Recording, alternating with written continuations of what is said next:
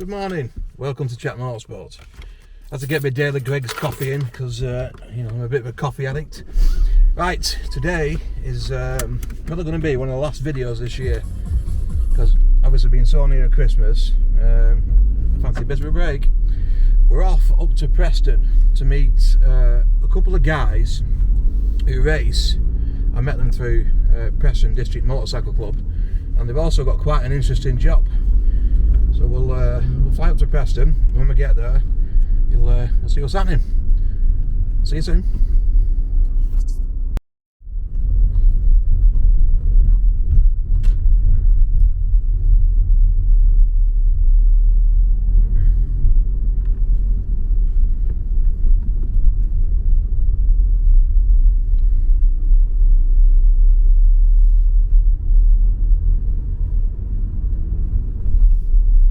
Morning. We're here at Myerscough College. We have with us Ryan and Connor. Ryan's one of the tutors here. And Connor, you're students, aren't you? Yeah. And you both race. We can see with the little dodgy leg there, you may even do something daft. Yeah. So tell us what goes on here, because obviously I'd only heard of it through you. Yeah. So tell us what goes on at the college. It's not just bikes here, is it? It's cars as well, rally cars and all sorts of stuff. Just give us a quick insight into what it's... Okay, so we offer level 2, level 3 motorsport courses for both 2-wheel and 4-wheel disciplines, and the idea is that we train students who want to go out and work in the world of motorsport to effectively be technicians, but if you look at motorsport as like a branch of the trunk of a tree as such, there's all different branches they can go off on. Each leaf is a different job. There's a million and one of the different end scenarios that they could end up in. And we hope to try and best prepare them for each of those particular roles. No, okay. So normally when you speak about motorsport, people just think you're going to be a mechanic, but I can presume there's a lot more to it than that. Radio communication and stuff like that. Yeah. So there's loads of different roles. We primarily focus on the mechanicing. It's very much rather than an engineering course as such. It's very much a technician's course, but we are trying to get a little bit more onto the engineering side year by year as well. Right, cool. And what is it, so you're becoming a motorsports technician? Yeah, hopefully. I'm on level 2 at the minute. To do different bits. Do fabrication, engine work, chassis rebuilding and stuff. Hopefully move on to level 3 by the end of that. And go out and find a job. Right, no worries. So obviously I met you through Preston District Motorcycle Club. So the racing, that become before or after? For me, the racing is all I've ever known. My dad raced motorbikes for all his life since he was a young and daft teenager back in the sort of 80s when that was what everybody did. It was if you got a motorbike, you wanted to go faster and faster, and then right, let's go and see how fast I really am. And he got addicted to it. It became his life, and I was born into it, and obviously it's all I've ever known. I've been knacked about motorbikes because I don't know anything else. I can't do anything else. Right. So I didn't start racing until quite late because I could never afford it, and it was very much a case of my mum and dad never agreed with. You see now, sort of the motocross dad scenario. We get a lot of dads that are living through their kids. They didn't agree with what they saw in the paddock a lot of time. You see lots of dads that are kind of pushing the kids, and 9 times out of 10 the kids weren't enjoying it. All I ever wanted to do was racing. You try and convince them that I just want to go racing, and they never agreed with it. So when you're old enough and you can pay for it and organise it yourself, then we'll fully support it, and that's what it is. I started racing when I was 19 on his dad's bike. Funnily enough, our families have both been friends for a long time. Mark lent me a 400 at Three Sisters. When I did a bit, won a little bit, eventually crashed, run out of money. Had a few years out, just did a couple of bits and bobs, and I sort of committed to doing a full season in 2017, and then halfway through the season of racing I started working here. So just the two combined so nicely. So I'm doing the motorbike lecturing, I'm going away racing. Well, it works perfectly for me because I can have my gear here and we can work on stuff with the students and teach the students how a race bike's actually built, and when I inevitably smash it to bits, teach them how to fix it as well. So that's the best of all worlds, isn't it? It works for me, it works for them. Right, it's really, really cheap child labour, isn't it, really? Yeah. We're not quite kids, are we? No, but no, it's cool. Obviously, senior Three Sisters, it's because I think the last 2 years I've been lost with, obviously, because of recording and stuff.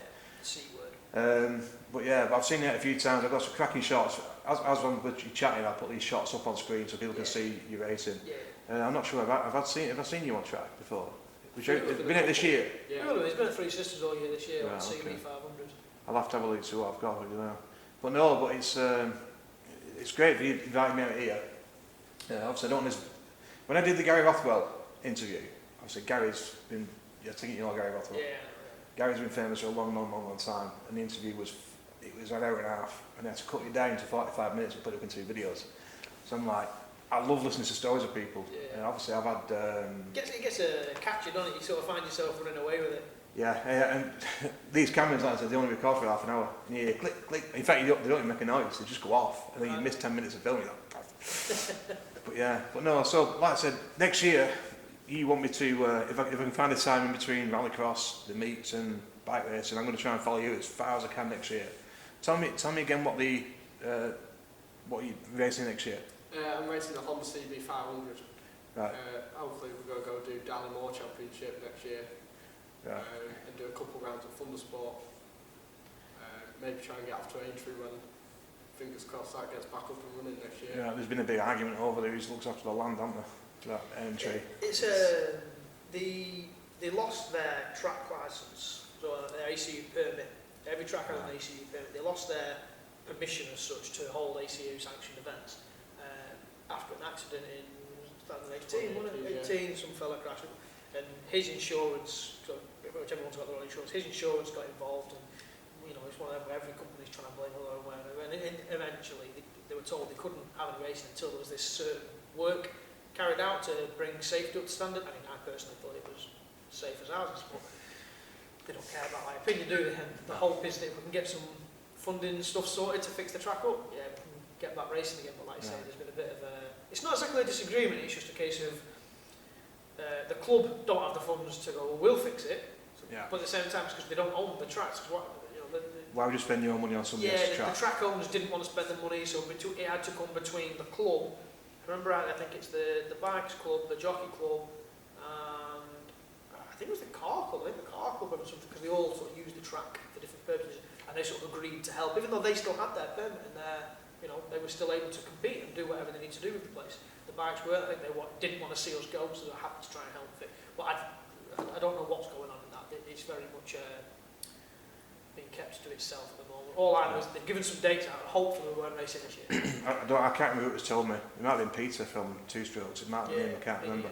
But someone said apparently the track was originally used, the tarmac track, for filming the horses, wasn't it? That's how it all started. It wasn't originally. Well, that's what I got told. I could be wrong. Way back in the day, it very well could have been. But I know back in the 50s, it was used for Grand Prix. There was Grand Prix there. Yeah, there was Grand Prix there. So I'm pretty sure it was at Aintree when this was, not in the 50s, it's sort of like the 60s or 70s. Yeah, in the 70s. Barry Sheen was battling. I think it was Sheen and Roberts. I think it was a big Sheen and Roberts race before it went to Silverstone. There was a Sheen and Roberts race. And he accused George Fogarty of being a mobile chicane because they lapped him, and as they lapped him, he got in his way. That could be slightly inaccurate, but I'm fairly sure that was. Okay, so like I said, I thought it was all to do with the horse racing. It was the internal track. They do still use it for that. Yeah, they do. So you can see when they're coming down the back straight, what we would class as the back straight as such. Yeah, sometimes you can see as the external cameras looking at the horses, you can see the one that runs alongside the horses, you can see it's driving on the track as they're going over all the fences on the back. It's actually going the wrong way down the back straight. Yeah, cool. So, speaking about tracks, we've just had a quick chat about Cadwell. Favourite track? What if you could wave a magic wand? I hate Cadwell, it's horrible. I like Donnet. Donnet's fantastic. Yeah. Right. Go on, you can crack on. Sorry, mate. No, I don't know how it is to be famous, you see. So so Connor's the celebrity here. In the UK, for the ones I've done so far, Donnet is by far my favourite. It's just going from that bit from Redgate all the way from Hollywood down Crane and the old airpin up through Starfish and Swansea's. It's fantastic. It's somewhere you can really let the bike open up a bit. If I could go anywhere though, I can't pick between Mugello or Phillip Island as to where I go. I wouldn't mind a bit of Portimao, maybe Portimao looks good. Wouldn't mind going. When I eventually decided I've had enough of racing, I'm going to do a couple of track days around Europe and whatnot. Yeah, okay. Just because I won't mind going and have a go around these tracks that you watch on the telly, and it looks fantastic. Yeah, obviously, through doing this and getting to know a few bike racers, I've started finding myself watching more and more bike on TV. Obviously, I've only ridden. I actually have owned a bike when I was younger, an MT5. Yeah.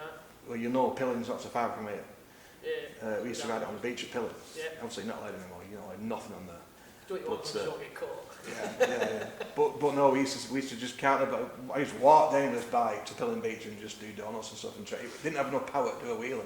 So that's as near as being a biker I came to. But knowing all you guys and at Three Sisters and what have you, I've met a lot of really nice people. Obviously, Three Sisters is a fantastic little track as well itself, though. It gets a lot of stick from a lot of people, especially with the track day. A lot who just they want to pose around in front of the MSV signs, don't they? They want the picture of, like I said, the mountain at Cadwell, even regardless of how garbage their lap times are. They want to look fast for Instagram, don't they? Yeah. And they don't seem to give a lot of stick to Three Sisters. It's just a little kart circuit. So let's tell you, come and have a go then. Come and have a go and see how slow you really are. Yeah, well, it's a proper little track that teaches you to ride hard. To be fast, well, then you've got to ride hard. And if you want to race with someone, it's even more difficult because there's no room to get through it. It's great fun. Jonathan's mate who does the... Super cheap as well. Yeah, I can't remember his name. I'm terrible for names. Jonathan Black, his mate, was... he's pretty quick on that 600, on that Daytona he's got. Yeah. And I can't remember who it was, but he's a British champion or something, but he was lapping in 2 seconds quicker than him on his 675. That was in summer, back in summer. Yeah, the lad who was flying this year on he was on a ZX6, wasn't he? Baz Dimolo. That's it. I raced Baz Dimolo in 2013. Again, like I said, I had a couple of years off after riding Mark's bike, and then my dad's brother Wayne had 2 CBR 600 steel and never did a 600. And he said, "Do you want to go with this?" So we went and we did a round with Three Sisters. I think that might have been the year that Baz started racing. And I had a good full weekend of battling Baz. I had 12 races. I won 11 races, and then had the last one robbed off me for a jump start. It was not a jump start. Someone somewhere thought it was. Yeah, but as I was saying though, for Jonathan being quick and like, you know, he looks quick. Him and Lewis Davis as well. Yeah, and there was a lot flying this year. A lot of lap records went. Yeah, it was because he done under 57, 54, something like that, wasn't it? Around there.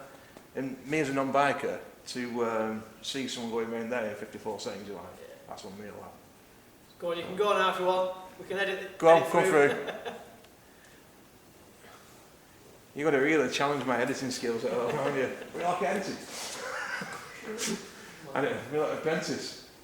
Yeah, I think Baz did a 54-1, I think I'm 54. 54 dead, I don't know. I know the lap record before was, I want to say it was a 54.6. A young lad called Alex Galton about 2003-ish on a Grand Prix 125. He was about this big, this thin.